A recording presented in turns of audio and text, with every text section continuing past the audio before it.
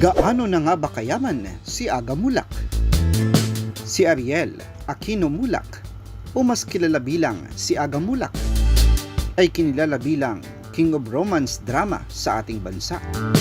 Isa siya sa mga Philippine heartthrob at nakatanggap ng maraming mga local at international awards.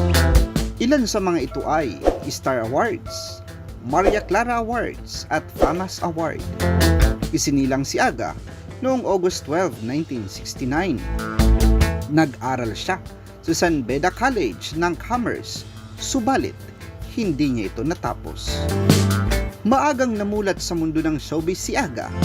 Simula pa lang sa kanyang pagkabata, nakasama siya bilang isang child star sa pelikulang May Isang Tsuper ng Taxi noong 1976 at maging sa pelikulang Babaeng Hiwalay sa Asawa.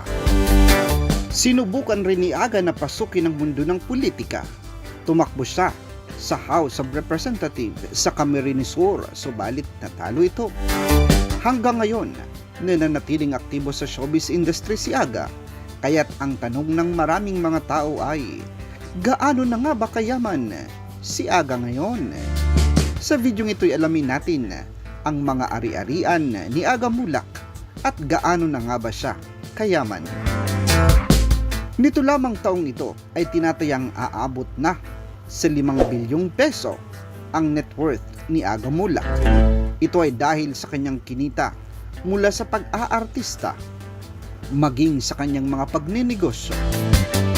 Ano na nga ba ang mga negosyong naipundar ni Aga? Noong 1999 ay nagbukas si Aga ng sariling branch ng kanyang Jollibee franchise sa Alabang Tower Center sa Muntinlupa, kung saan isa siya sa mga naging notable members ng Jollibee family. Isa lamang ito sa mga franchises ni Aga sa Jollibee. Napakaraming ginawang komersyal ni Aga sa Jollibee, subalit ang nakakahangang ginawa ni Aga ay hindi siya nagpabayad sa kanyang mga komersyal, kundi kumuha siya ng mga franchises sa Jollibee na ito ang dahilan ng pagdami ng kanyang mga franchises.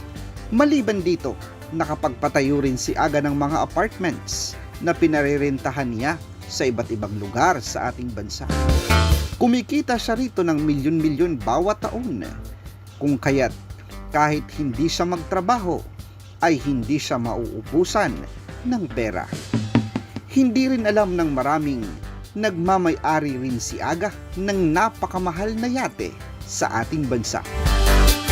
Hindi man ito lumalabas sa kanyang social media, subalit alam ito ng mga nakakakilala at malalapit na kaibigan ni Aga. Dumaan si Aga sa pagsikat noong siya'y 14 na taong gulang pa lamang, subalit gaya ng marami sa atin ay hinampas siya ng kahirapan. Naranasan niya ang palayasin sa kanyang tinitirhang apartment dahil wala na siyang pambayad. Mula noon ay natuto si Aga na pahalagahan ang kanyang mga kinikita. Ginamit niya ang kanyang kasikatan para makapagpundar ng malalaking negosyo. Ang isa sa pinakahinahangaan ng marami kay Aga ay ang kanyang pagiging humble, bagaman siya ay nagtataglay ng malaking kayamanan at napaka-popular sa ating bansa.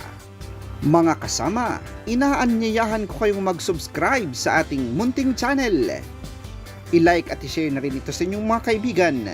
Salamat po sa inyong panunood.